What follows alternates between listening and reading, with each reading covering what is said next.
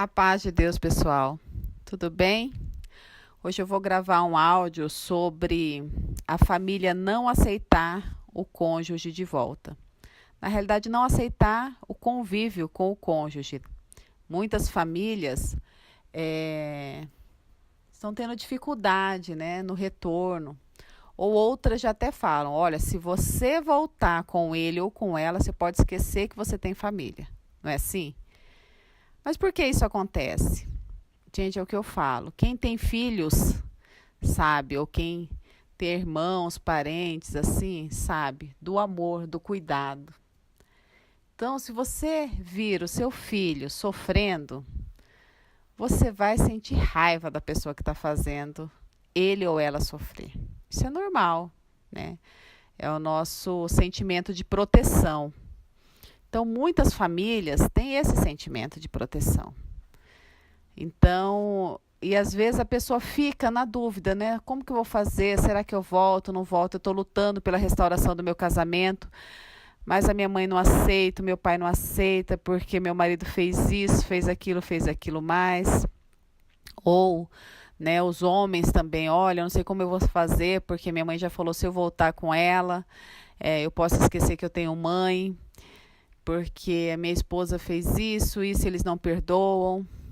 Gente, vocês têm que entender o seguinte: quando vocês foram se casar, o que aconteceu? Está bem ali na Bíblia, em Gênesis, né? Deixar pai e mãe e unir-se a uma pessoa.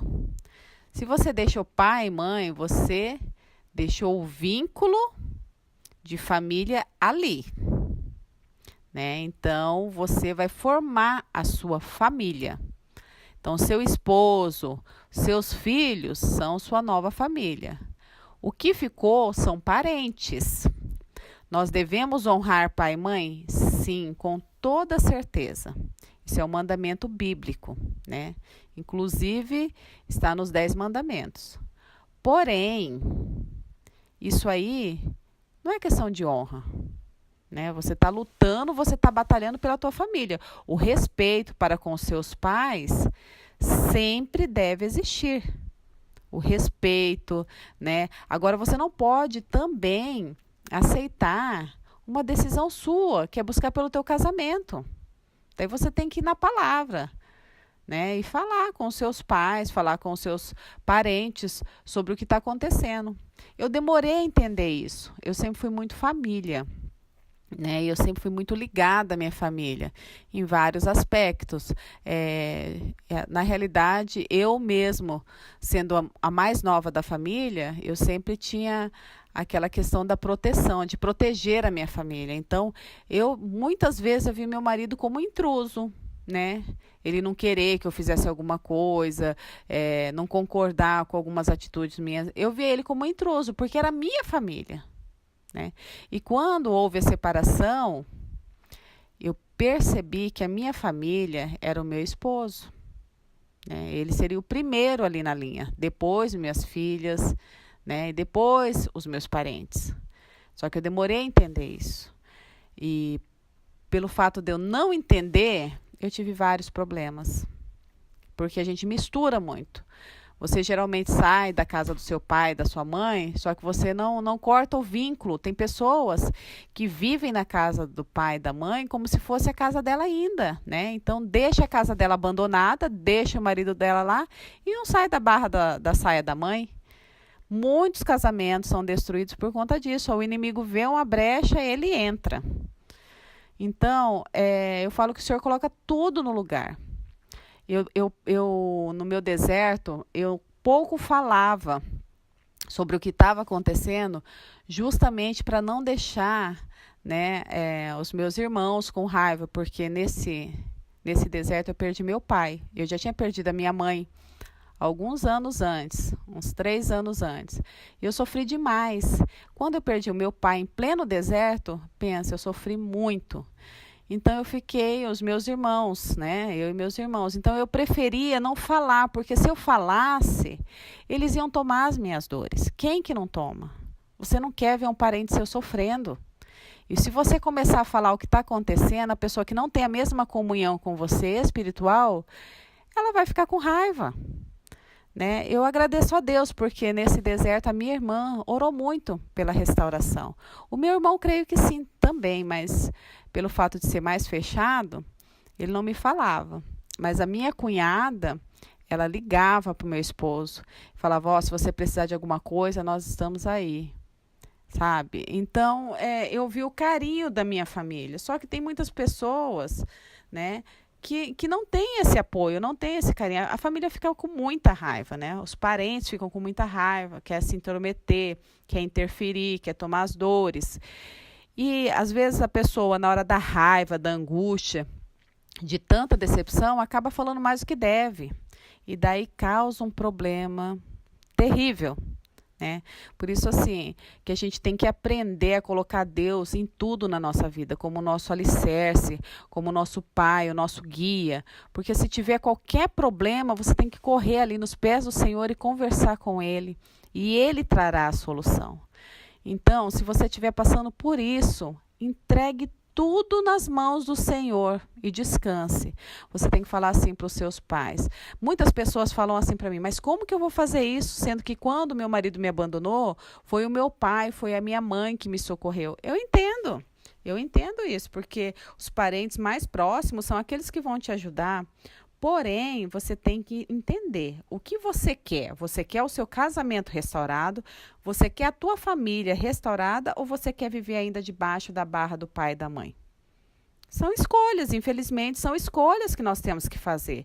E se a sua resposta é teu casamento restaurado, então você ora, porque o Senhor coloca tudo no lugar. Não é você que vai conseguir ajustar isso, nós não conseguimos, né? Mas o amor de Deus, ele faz tudo diferente, né? Você vai ter uma nova família realmente, porque ela vai ser transformada no amor. O seu marido vai ser diferente, sua esposa vai ser diferente. No começo a gente sabe, é difícil. Eu falo para vocês que tem a quarta fase do deserto, muitas pessoas achavam até que não existia. Existe, né? A volta não é um mar de rosa, não são tudo flores, como a gente imagina. Mas o Senhor, ele vai ajustando, né? Ele vai ajustando uma coisa aqui, outra coisa ali. Quando você menos perceber, o tempo passou e vocês estão super bem, né? Se você for sábia, se você for sábio, o Senhor coloca tudo no lugar. Pode ter certeza que o Senhor coloca tudo no lugar. Aqui em Efésios, capítulo 4, versículo 32, traz escrito... Oh, desculpa, gente, a dicção aqui falhou. Capítulo 4, versículo 32, está escrito assim: sede bondosos uns para com os outros, compassivos, perdoando-vos uns aos outros, como também Deus vos perdoou em Cristo. Tá? Mostra essa passagem, né? Mostra essa passagem para a família, seus parentes, seus pais, sua mãe, seus irmãos, seus amigos, né? Fala assim: olha, o Senhor nos perdoou. Quem somos nós para julgar, né? E não fala nada em relação, olha, mas ele mudou. Não tente convencer, não tente. Entrega nas mãos do Senhor e é o Senhor que vai ajustando, é o Senhor que vai fazendo a obra, é o Senhor que direciona. E quando o Senhor direciona, algo novo acontece. Né? Com a minha família foi assim, eu tinha um medo, um receio, porque o meu esposo tirou todo mundo da rede social. Ele só deixou o meu irmão e minha cunhada, mas o resto ele limpou, tirou todo mundo. Meus primos, olha, ele tirou assim, os parentes de primeiro, segundo e terceiro grau, sabe? Tudo que remetia a mim, ele tirou da rede social dele. E daí, quando ele voltou, né, foi aquela situação. Não que uma rede social faça diferença, mas se alguém te exclui, então é que não quer contato com você. E daí voltou até a gente começar a frequentar a casa dos parentes novamente. Mas o Senhor colocou tudo no lugar, sabe? O Senhor ajustou tudo. O Senhor, ele foi aquele que ele viu a minha sinceridade. Ele viu que eu queria realmente a minha família restaurada, que eu não ia me importar com como fosse o caminho que eu teria que percorrer, mas que ele estaria comigo. O Senhor viu essa sinceridade. Faça isso. Coloque o Senhor na frente. Senhor, eu não tenho como convencer os meus parentes nesse momento, porque a raiva é muito. Mas o Senhor vai colocando amor, o Senhor vai tirando o rancor, o Senhor vai limpando tudo, o Senhor vai transformando. E quando vocês menos esperarem, tudo acontece. tudo se transforma. O Senhor é bom. O Senhor quer a família unida. O Senhor ama a família, né? A família é projeto de Deus, né? Só que a tua família é você, seu esposo, seus filhos, tá? Você já largou a tua família lá atrás para você unir-se ao seu esposo. Então agora vocês estão unidos. Então a tua família é essa, né? Não que você não tenha consideração com família, entenda bem. Não é isso. Mas às vezes a gente prioriza sempre a vontade dos outros em detrimento à nossa vontade, ao nosso querer. A gente se anula. E não é assim, olha, a minha família é essa aqui, né? Eu tenho que lutar por ela, né? Se eu não lutar, quem vai lutar? Só que tudo nós ganhamos no joelho, né? Sem palavras. A gente não precisa ficar provando que o outro mudou. Até porque se acontecer alguma coisa depois, no percurso, né? As pessoas vão jogar na tua cara, viu? Você aceitou de volta, olha aí, fez tudo de novo. Não é assim? Então não precisa. Fala assim, olha, essa é a minha família e está nas mãos do Senhor. O que Ele fizer está bem feito. Amém. Enquanto isso, você continua orando. Mas não precisa ficar falando. Tem pessoas que querem anunciar, né? Que estão buscando a restauração do casamento, que está sofrida. Não, gente, não precisa nada disso. Né? Eu falo que no meu deserto, pouquíssimas pessoas sabiam que eu buscava, porque eu estava tão bem por fora, né? Por dentro, acabada, mas somente Deus sabia. Eu estava ali tão bem, né? Trabalhando. Todo mundo, nossa, como ela consegue, né? Como ela consegue dar a volta por cima e tal. Porque o Senhor, quando está com a gente não precisa mendigar atenção de ninguém, né? Mendigar ali um carinho de alguém. Mendigar até mesmo um consolo de alguém. Não, o Senhor é o nosso consolador, né? Jesus Cristo é o nosso consolador, é Ele que nos consola. Eu vejo muitas pessoas, né, que fazem aquela cara, tô acabada para alguém vir e dar uma palavra. Não, gente, o Senhor está ali para nos consolar, tá? E quanto à família, a família é esposo e filhos. Os parentes, o Senhor vai cuidar, tá? Não me entendam mal, tá? Eu não estou dizendo para você excluir, né, o que seu pai, sua mãe. Não, de jeito nenhum. Só que eu quero que vocês confiem no Senhor, que é Ele que faz a obra. E o Senhor fará. O Senhor coloca tudo no lugar. Tem pessoas que o esposo não falava com a mãe, não falava com o pai. E daí, por fim, hoje, estão mais unidos, são super amigos. A pessoa me escreve e fala, Sol, não acredito, aconteceu um milagre aqui na minha vida. Né? Muitas pessoas, tem pessoas do grupo aqui, a gente sabe, que testemunha. A Amanda mesmo não estava falando com a sogra não aceitava. De repente ela voltou a falar com a sogra, né? Agora a sogra não fala com a mãe dela ainda, mas o Senhor já os reaproximou, né? O Senhor está colocando tudo, tudo no amor, né? Tudo no tempo certo. E o Senhor está preparando tudo, né? Já teve um almoço em família, todo mundo reunido. Então, gente, isso que importa é você orar, confiar, entregar nas mãos do Senhor.